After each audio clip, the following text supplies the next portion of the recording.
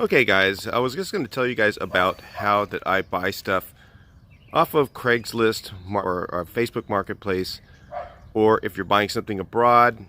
Sometimes people you're looking at on the Samba, something like that, you're trying to buy something abroad. How to kind of make sure that, and what I do to ensure people, because I've sold several of these on the Samba, and I've been able to ensure to people that what they're looking at is legit. They can't, I've had guys inspect them and stuff like that, and of course that's up to them. I've sold stuff abroad to people and being able to assure to them that I'm a legit seller. I'm not selling something that's fake or anything like that. So this is kind of what I do, and of course you can take it to another level.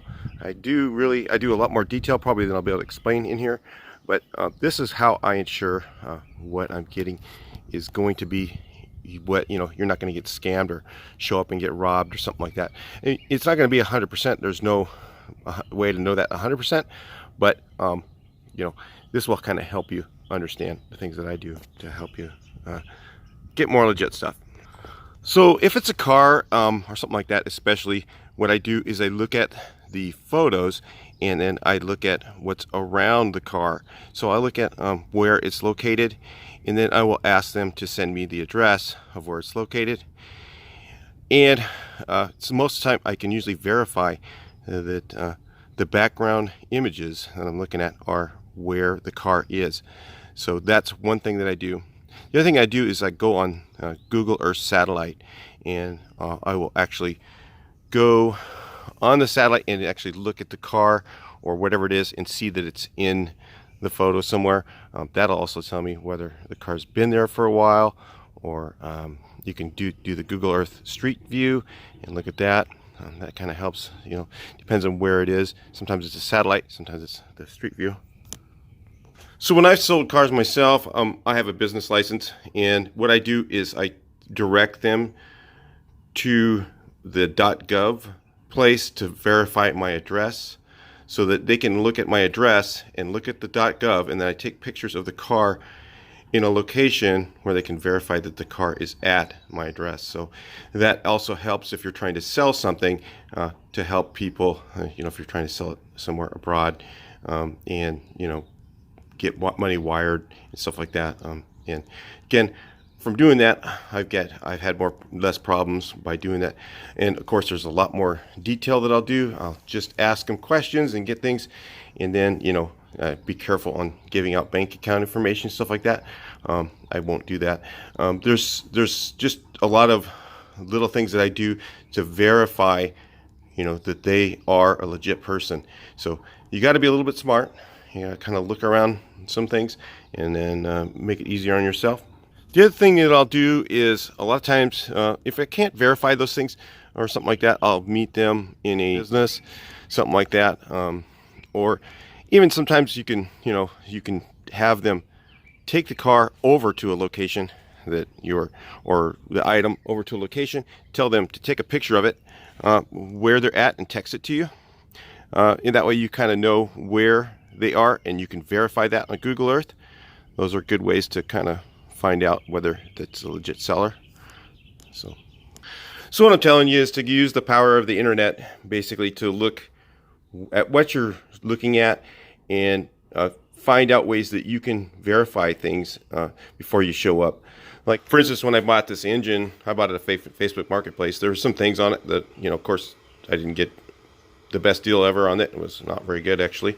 But it wasn't a terrible deal still. The injectors are probably worth what I paid for the whole thing.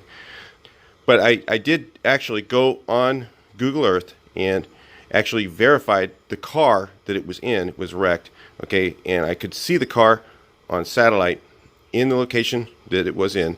It lined up with the photos that he had on Marketplace, and the same kind of grass was there. And I couldn't see the car from the street view, but I could see it from satellite view. So I knew that the car was actually there in the address that he gave me. So that was one of the clues that I had before I went to go get it, that he was a legit address.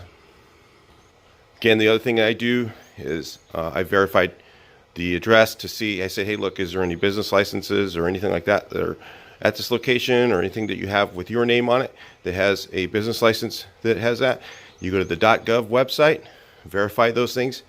What I do is I have a California State Contractor's License, so I give them the Contractor's License Board information. I give them my license number. I say go to this website. It's a .gov website, and you can verify that this is my address, where I live, where the bus is. You can see it in the front yard on this photo, and that helps them realize that it's a legit location. Basically, what I'm telling you is to cover all your bases. Make sure you look at as many different options and as many different things that you can, information you can get from them.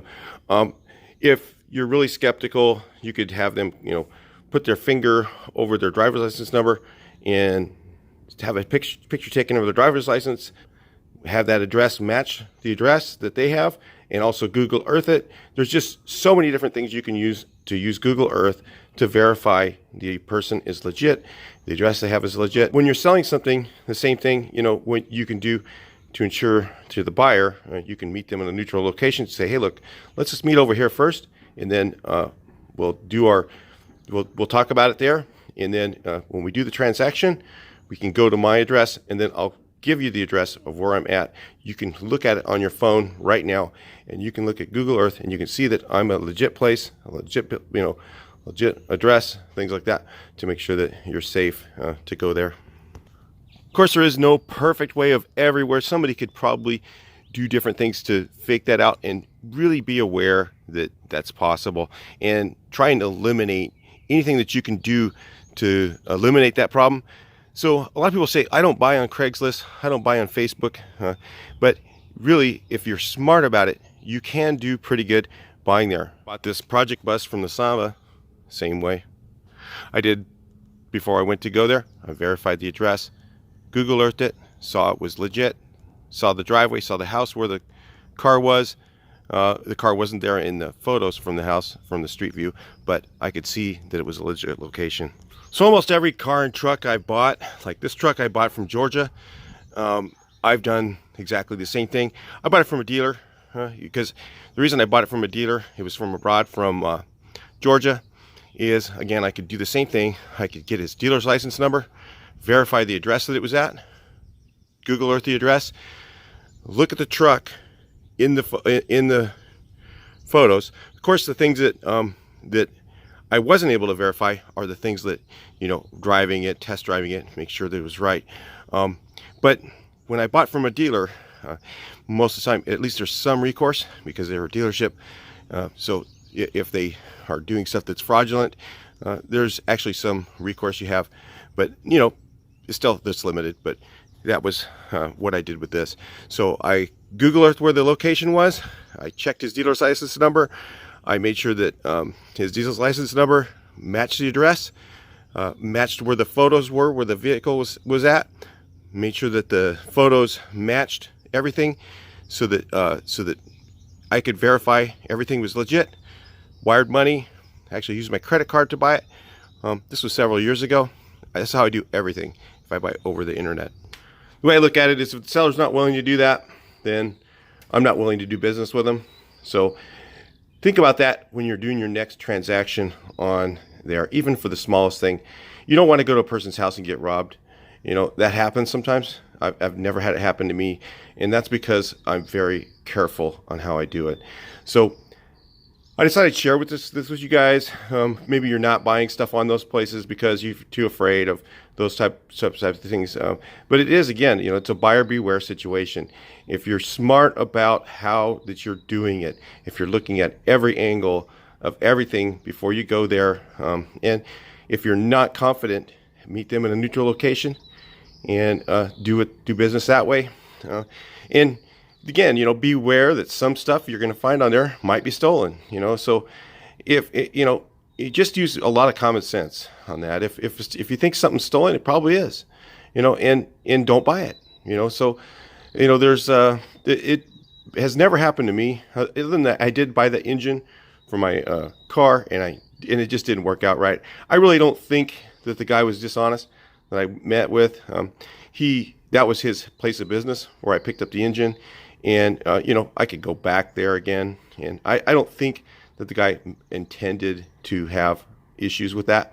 I think maybe the transmission was too close to something like a fire or something like that, and he was unaware that it was melted, because he said it did run before he took it out of the car. He knew it ran, but it had been a while before he had done that.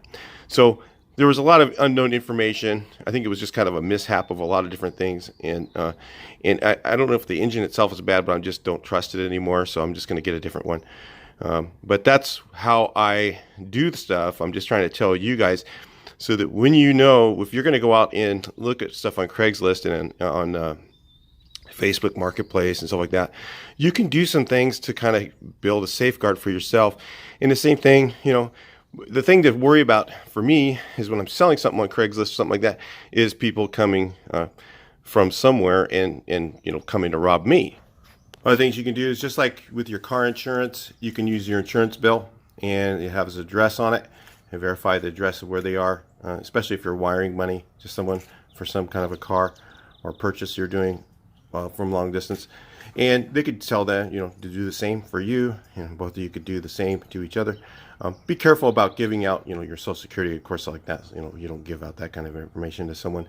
But what I'm trying to say is, anything you can verify where the car is, where the item is, that's going to show the address, that's where it is, and you can Google Earth it, especially if you can use any kind of information that you can look up on a .gov website. So if, for instance, if a car's, you know, you're looking at a car for sale and they have a license of some kind of, even if it's a person that, you know, maybe they have a business license doing, you know, for selling whatever, you know, if they have a store or something like that, you can look at that business license on there. You can look at their, you know, like I said, their driver's license. And the driver's license can be, you know, those can be forged, so you got to think about that as well, you know. But, you know, a utility bill and a driver's license, both, you know, chances are, you know, really look at those things carefully, verify them, make sure that they're legit. You know, it's just, there's just a lot of things you can do if you're smart, you know. Even, especially, same thing with your, if you're looking at a relationship with someone from abroad, you know, that's a better idea to do that stuff before you actually meet, you know, things like that. You know, there's a lot of catfish out there. So anyway, those are just things to do to be smart. You know, I could tell you way more on this stuff. I've done so many different types of things subtly, actually, to someone to find out that they're legitimate, and they didn't even really know I was doing it, and then verified things before I ever went and looked at it. The other thing you can do is take photos of the car or whatever and put them in Google and see if they show up in other ads somewhere else. That kind of helps you see if it's a legit thing. There's just, you know, you just have to really cover everything, every possibility that you can before you go out, you know, to make sure that you're not going to get hosed, and don't just think, oh wow, it's a good deal, I'm going to run and grab it. You know, there still is that possibility, you know, but you're limiting it down to where it's going to have to be a pretty darn smart person. They're going to be smarter than you to actually fool you into going someplace to buy something. I'll meet them in a neutral location and verify they're legitimate, make sure they don't have a, you know, truckload of thugs with them, and then I'll decide whether I'm going to bring them to my location and go from there. So that's the little things that I would do if I were you. If you're going to sell anything on Marketplace or sell anything on Facebook, I have gotten some incredibly good deals. I got my daughter's car, a 2010 Honda CRV, for like $6,300. And if you look at the prices on those with 105,000 miles on it. I got my other daughter a Pontiac Vibe, and I picked it up from a small dealership. Again, I did the same thing. Even though it's a dealer, I still check, you know, his license, his name, looked up his license number, looked up a location on Google, made sure that it was a legit business, and checked everything on a .gov website. I knew the location where the photos were. I looked at the photos. I could see where he had actually taken them in the parking lot at the place. And then I went over there to buy it, and went over there, and it was 100% legit. Really good people I've met from doing that. And you know, you can really benefit if you just are really beware. You know, look at the whole situation, get every detail you can from them. Say, before I send you money, if you're going to have to send money over, from far abroad, hey, look, make sure, say, hey, I can't just send you money, because I have no way to verify that you are who you are. Send me a copy of your driver's license, take a picture of the car in front of your house that matches that address, okay? Unlock the door on a video or something like that, with the key in your hand. Really get detail, be a little bit stupid, be a little bit crazy when it comes to that. Not be stupid, but be a little bit crazy when it comes to verifying something, and say, look, I'm sending you money. I want to make sure that everything is legit, that there's no way, you could be doing something against, what I think. And then, just put it all together. Maybe, think about it for a little while, don't just do it. Don't just react because you think it's a good deal, and really check everything before you do it. And that's why I've been able to get really good deals on stuff on those websites. And that's really how I've done it myself. And I have not had a problem because of that. So anyway, I'll talk to you guys in the next video. Please like, share, and subscribe. Let's hear your thoughts on that. I'll talk to you in the next one.